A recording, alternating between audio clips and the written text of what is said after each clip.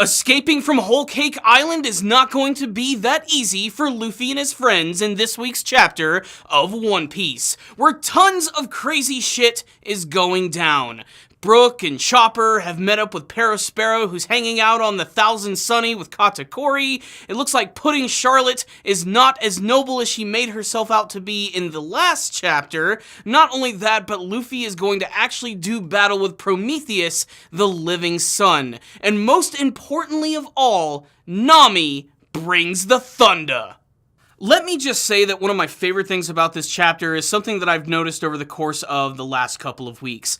They're just building Nami into one of the most coolest badasses from the entire series. Who could have possibly predicted that this one-off fan-servicey character would actually do something that was this amazing? Yes, I am sort of poking fun at the fact that Nami herself is basically just a walking look-at-my-tits machine, but really, in this chapter, she truly showed why she's so incredibly resourceful and not just there to be the sexy mascot of the Straw Hat Pirates, as she has been completely instrumental in shutting down Big Mom's abilities and even throwing them right back at her, because there is this amazing scene in this week's chapter where Luffy and all of his friends are trying to run away from Big Mom, who's continuing to crash through the seducing woods, and there is Zeus, the living cloud, who is continuing to eat all of the weather eggs which have been created by Nami, and eventually he eats so much that his body starts to expand, turning into a massive dark thundercloud, and then suddenly Nami takes advantage of this and is able to summon a massive lightning bolt which crashes down and just destroys everything. It is a really triumphant moment, and most importantly, it's not fan servicey. I love when they showcase that Nami is this hardcore badass from the series. It kind of reminds me of the Nami that I had from the beginning of the One Piece series, where she wasn't completely played just for fan service. She was a very smart thief who was resourceful and thought things through and came up with some really great plans. And that's exactly what happened in this week's chapter, and frankly, my friends, it kicked ass, and it was one of the coolest panels that I've ever seen, and as far as I'm concerned, it's the coolest Nami moment from the entire series. I mean, can any of the other Straw Hat Pirates say they did that type of damage to Big Mom? Although, we don't know if Big Mom's even been damaged or if this is even going to leave a scratch on her. It probably won't, considering how incredibly leviathanly powerful she is. But man, just the prospect that Nami was the one who actually could have possibly saved them is just great. She's been on a roll lately, so Nami, you're definitely my all-star of this week's chapter. However, Nami is not the only star of this week's chapter. There's also Luffy, who has a nice little scuffle with Prometheus the living sun, and he actually uses armament hockey, covers his entire arms with it, and just hits him with a barrage of punches, which don't really do anything. Unlike Logia-type Devil Fruit users, this is something that was created by a Devil Fruit power, and thus it has the ability to regenerate constantly, so there's no stopping Prometheus from just completely obliterating and incinerating everything in his sight, and they have to continue to make a really strategic retreat, while all of these freaky monsters and shoulders that belong to Big Mom just come out of the woodwork to attack Luffy and all of his friends. Some of them look pretty damn terrifying, especially that one freaky pumpkin man. That's the only way I can describe him. He looks like fucking Jack Skellington at the beginning of Nightmare Before Christmas. He gets right up in Pedro's face, and this could be just the fact that he's a homie, or it could actually be some sort of living enemy that has a history of Pedro when he actually came to this island.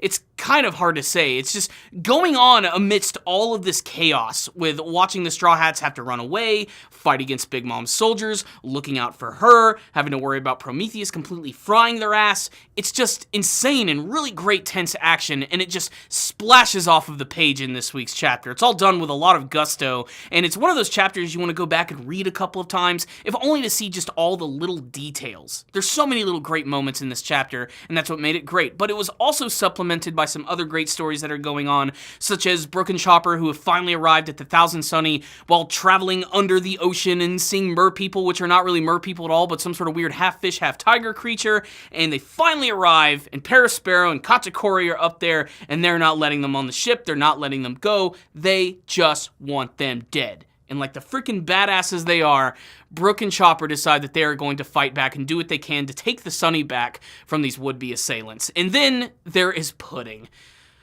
Pudding is such an underhanded bitch. It's the only way that I can put it at this point.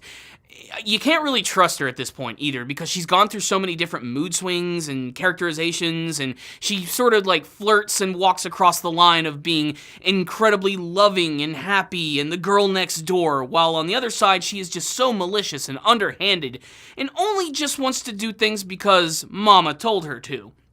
And in this chapter right here, she truly demonstrated that, where in the last couple chapters, it made it seem like she was going to be working with her sister Chiffon, and she actually really genuinely wanted to help out Sanji, but if the chapter this week is any indication, she doesn't want to do that at all. She looks fucking scary at the end with her creepy ass face. Even Chiffon herself is a little freaked out when she realizes that her sister is starting to turn all evil when she realizes that they're this close to Sanji. Basically, Pudding has been completely humiliated by Sanji in every single way possible, and she wants to get her revenge against him, also that she can make good with her mother as well. That, and frankly, she's just the spawn of Big Mom, so she's kind of freaking evil.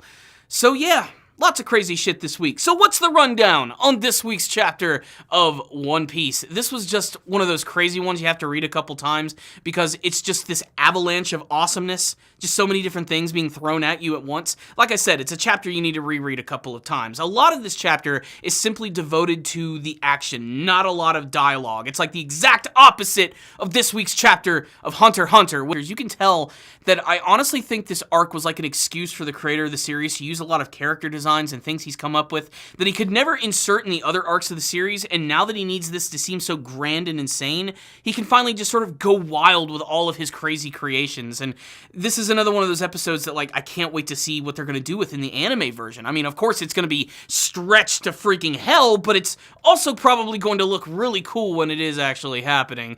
But as I said previously in the actual chapter summary, Nami really is the star this week, and I joke about her all the time. Yes, she is a really fan servicey character, but she's also like one of the classic characters of One Piece. She's been there since like the beginning of the series, and she's grown so much in terms of what she can actually do. You know, she was never always a damsel in distress, and she never really was to begin with. She was always sort of like her very own hardened pirate thief woman, but just somewhere down the line, it just seemed like all they were using Nami for was for fan service. So you can imagine why this week's chapter was so fucking cathartic, just to see her be awesome and to let loose and to see her just come up with this really great idea to take down Big Mom and everyone. And it's so destructive that it causes one of those like scenes that you see in a movie where like the explosion happens and it sends them all flying and it's ridiculous and over the top and it doesn't make sense at all because they should all be dead, but it's just awesome. And like I said, I think one of the coolest defining moments for Nami, and something that I think a lot of Nami fans are really going to like. She's a great character, and it's time that she finally got her due in terms of the action. It's pretty fantastic. That, and I love Brook and Chopper just standing up to Parasparrow, not taking his shit at all, just immediately getting ready to go into the battle. That's just hardcore. Pudding, you know, honestly, I'm not surprised at this point. Like, when it happened, I expected to be more shocked about it. Like, I was reading it, I'm like, oh, she's evil again. But that's only because we've seen her go through so many different mood swings before, so it's, like, not a surprise that she would do something like this, and it's pretty much what we can always expect from this character from now on.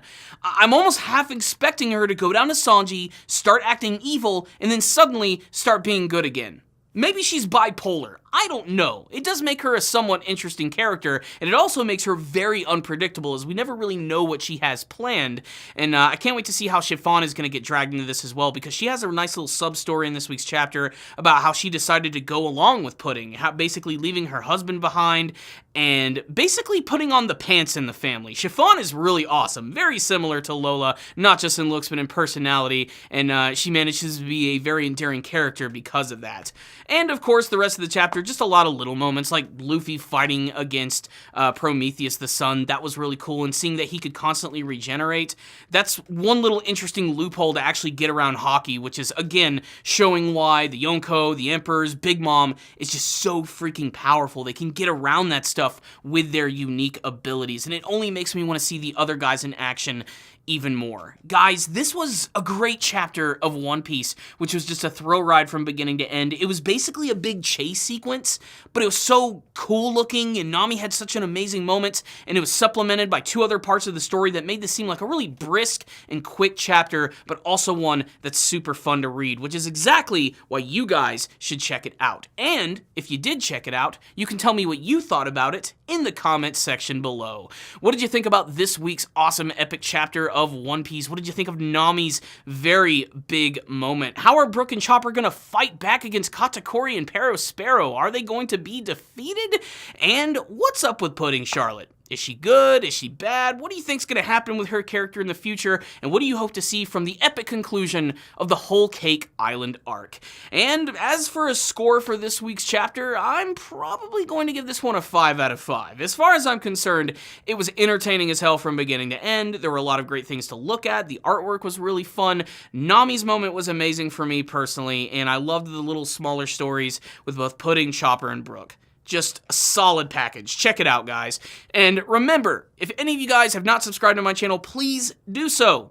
That way you can see all of my latest One Piece manga and anime reviews. Yes, I do review the anime series as well. I also review a ton of other anime series as well, like the new Boruto anime series, and even My Hero Academia, Dragon Ball Super. Make sure to check all of those out on the channel and share those videos with your friends.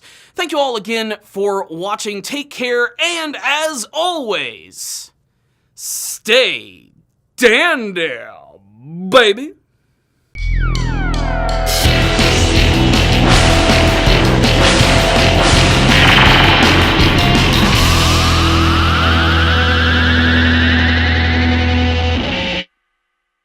Well, okay.